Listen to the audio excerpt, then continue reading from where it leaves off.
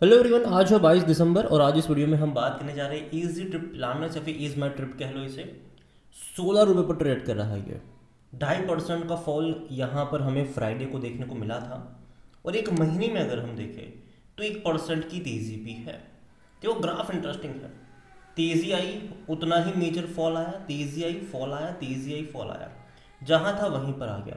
देखने में लगता है पेनी स्टॉक प्रॉफिटेबल कंपनी, लेकिन एक्चुअली में अगर आप देखोगे, डीप डाउन जाओगे तो ये पेनी स्टॉक है नहीं, इसको पेनी स्टॉक बनाया गया है।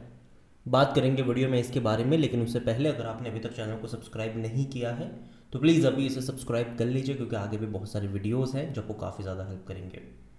तो 16 रुपये का शेयर है इजी ट्रिप प्लानर्स का। 1% की तेज़ी है। एक साल में अगर आप देखोगे तो 15 से 16% का फॉल है और ये लगातार गिरा है। ये लगातार अगर कोशिश भी करी है इसने तेज़ी दिखाने की तो ये लगातार उस लेवल से गिरा है।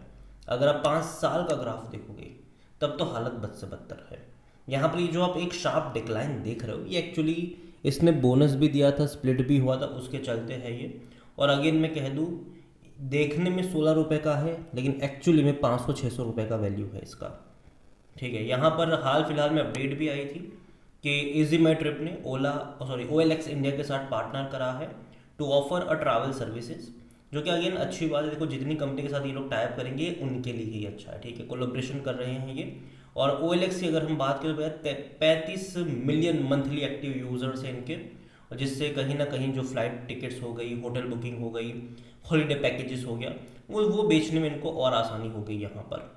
तो OLX India, an online classified platform, has entered into the partnership with online travel company EaseMyTrip to introduce travel booking services on its platform, and the collaboration will integrate a new travel section on OLX, जो कि EaseMyTrip के लिए अच्छी बात है। ठीक है, तो भाई साहब इनके लिए एक और यूज़र बेस जुड़ने जा रहा है उनके साथ। और कंपनी का अगर आप वॉल्यूम देखोगे तो देखो, बड़ी क्वांटिटी में ट्रेडिंग तो हो रही है।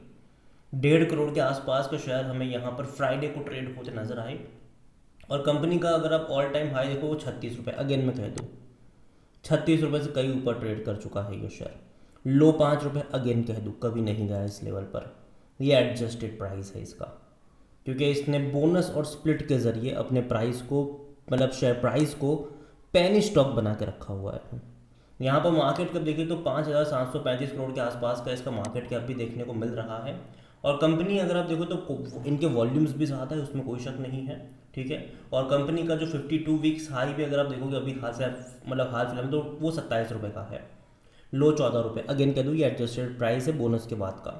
और जहाँ तक नज़र करी जाए इस कंपनी में तो देखिए यहाँ पर इनसाइडर ट्रांजेक्शन में प्रमोटर लगातार बेचते नजर आए, बड़ी क्वांटिटी बेचते नजर आए हैं यहाँ पर। जून 2023 में अगर आप देखोगे तो प्रमोटर ने पहले 3.60% का स्टेक यहाँ पर बेचा, बाद में 5.75%, और अच्छे खासे प्राइस पे बेच के गए हैं ये। 2023 में बड़ी क्वांटिटी बेची, 2024 में भी बड़ी क्वांटिटी बेची। 14% का स्टेक एक ही झटके में जब इन्होंने बेच दिया था सितंबर में, 27 सितंबर में, तब से गिरावट की शुरुआत हुई, वो अभी भी रुकी नहीं। और जैसे कि मैंने कहा, ये पेनी स्टॉक है नहीं, बोनस और स्प्लिट के जरिए बना है। अगर आप इसकी बोनस हिस्ट्री देखोगे तो शुरुआत होती है 2022 में। 2022 में ही बड़ा गेम हुआ था यहाँ पर। 2022 जनवरी में इसने बोनस दे दिया, 1 पर 1 शेयर फ्री। 2022 में नवंबर में इसने बोनस दिया था 1 पे 3 शेयर। तो प्राइस एडजस्ट होता है। फॉर एग्जांपल मान लीजिए कि 600 रुपये का शेयर है, ठीक है, उस टाइम पे, और इसने बोनस दे दिया तो प्राइस हो गया 300 रुपये का, और 1 के डबल बन गए। यहाँ पर 1 पे 3 शेयर अगर इसने दे दिया बाद में नवंबर में, ठीक है, तो प्राइस कहाँ पर आ गया, 75 से 100 का प्राइस आ गया, समझ रहे हो। बाद में अगर ये स्प्लिट भी होता है, एक के बदले 2 बन गए, तो जो 75 का जो 100 था वो कहाँ पर आ गया, वो सीधा 33 पर आ गया, 33 के आसपास आ गया, 33-35 का हो गया। वापस बोनस दे दिया इसने 16-17 रुपये। तो अभी के टाइम पर अगर आप देख रहे हो तो यहाँ पर जो प्राइस है इसका निकल कर आता है वो 600 रुपये का निकल कर आता है। और अगर आप 600 के लिहाज से अगर आप इसके नंबर्स देखोगे तो आपको उतने अच्छे नहीं लगेंगे, लेकिन अगर आप 16 रुपये के लिहाज से इसके नंबर्स देखोगे तो वो आपको अच्छे लग सकते हैं। आप देखो, लगातार तेज़ी है रेवेन्यू में। प्रॉफिट वाइज भी अगर आप देखोगे तो वो भी अच्छे हैं, बुरे नहीं हैं, वो भी बात करेंगे आगे हम। और जहाँ तक वैल्यूएशन के बारे में देखा जाए तो जो पी रेशियो है वो 67, देखो बहुत महंगा है ये, पहली चीज़ बहुत महंगा है वैल्यूएशन के हिसाब से। सेक्टर पी 40 का है, तो देखा जाए तो ये महंगा है, देखो देखने में पेनी स्टॉक है, 16 रुपये सस्ता लग सकता है, रेवेन्यू भी अगर आप देखोगे आपको अच्छे लग सकते हैं, लेकिन वैल्यूएशन के हिसाब से ये महंगा है इस प्राइस पर।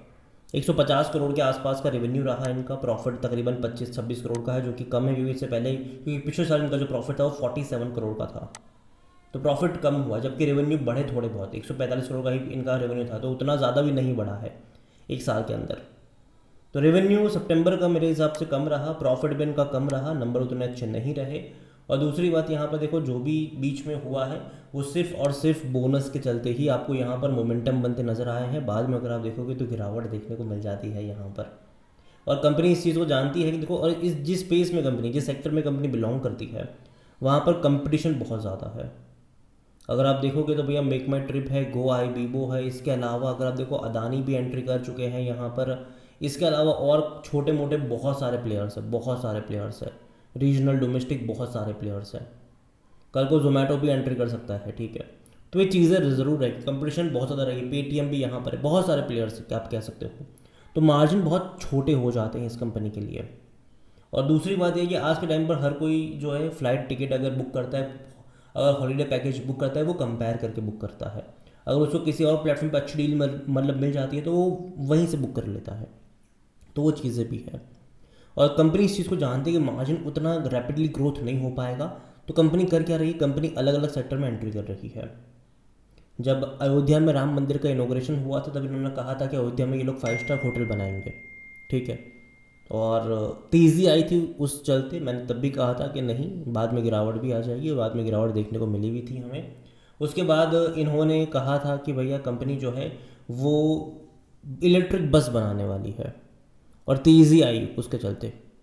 तब भी मैंने वीडियो बनाकर कहा था कि नहीं, ये आप ये सोचो कि अगर कंपनी इलेक्ट्रिक बस बनाएगी तो इनके कितना पैसा इन्वेस्ट करेगी, क्या टेक्नोलॉजी है इनके पास, इसके अलावा इनके कंपटीटर्स कौन कौन से मतलब होने वाले हैं, उनके सामने कहाँ पर ये लोग स्टैंड आउट करते हैं, क्लाइंट्स कौन से होंगे इनके, वो चीज़ें देखनी होती है, ठीक है। और जैसे ही उन्होंने वो अनाउंसमेंट करी थी इलेक्ट्रिक बस वाली, शहर में तेज़ी आ गई थी, उसी के 5-6 दिन में प्रमोटर ने 14% का स्टेक बेच दिया। तो ये भी एक अच्छा साइन नहीं होता है कि प्रमोटर जो है वो एक बड़ी अनाउंसमेंट करते हैं, शहर में तेज़ी आती है, शेयर बेच देते हैं, वो अच्छी चीज़ नहीं होती है। या तो वो पहले अपना स्टॉक बेच देते, बाद में अनाउंसमेंट करते, तो थोड़ा बहुत सही भी होता कि चलो ठीक है, लेकिन अनाउंसमेंट करी, शेयर में तेज़ी आई, बाद में शेयर बेच दिया, तो वो थोड़ा सा गलत हो जाता है मेरे हिसाब से।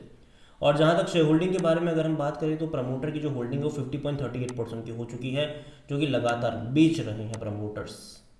और देखो ऐसा भी नहीं कि अगर प्रमोटर ने बेचा हो तो कोई इंस्टीट्यूशन खरीद रहा है, नहीं। अगर आप देखोगे तो रिटेल इन्वेस्टर 22% पे थे, वो आज आ चुके हैं कहाँ पर, 33-34% पे आ चुके हैं।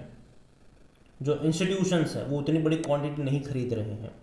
इंस्टीट्यूशन की होल्डिंग अगर आप देखोगे तो 0.17% म्यूचुअल फंड है, 2.32% डोमेस्टिक है, 2.98% एफआईएल्स है। तो यहाँ पर ज़्यादातर क्वांटिटी अगर आप देख रहे हो प्रमोटर की बात, तो वो छोटे इन्वेस्टर के पास है। यहाँ पर अदर पार्टीज भी 10.28% का स्टेक लेकर यहाँ पर बैठे ज़रूर है।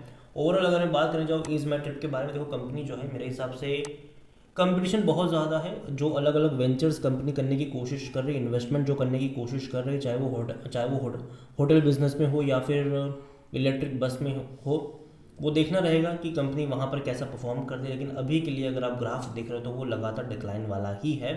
और मेरे हिसाब से मैं इतना ही कहूँगा, दूर बैठो तमाशा देखो। वैल्यूएशन के हिसाब से भी थोड़ा बहुत महंगा लग तो रहा है ये, और अभी बाजार भी उतने खास अच्छे मूड में नहीं है, तो नज़र रखिए इस कंपनी के ऊपर, लेकिन जल्दबाजी यहाँ पर मत करिएगा। वैल्यूएशन के हिसाब से जब तक थोड़ा बहुत सस्ता नहीं हो जाता, जब तक इनके आने वाले 2-3 और क्वार्टर में अच्छा परफॉर्मेंस नहीं दिखता है, तब तक वेट एंड वॉच। अगेन ये मेरा पर्सनल ओपिनियन है, ठीक है, कोई भी इन्वेस्टमेंट एडवाइस नहीं है। ये वीडियो को यहीं पे एंड करता हूँ। पसंद आया हो तो लाइक करो, शेयर करो, चैनल पर अगर पहली बार है तो प्लीज़ सब्सक्राइब करें। और इज ट्रिप प्लान या फिर इज माई ट्रिप के बारे में आप क्या सोचते हैं वो भी आप मुझे कमेंट में लिख के बता सकते हैं। Thank you.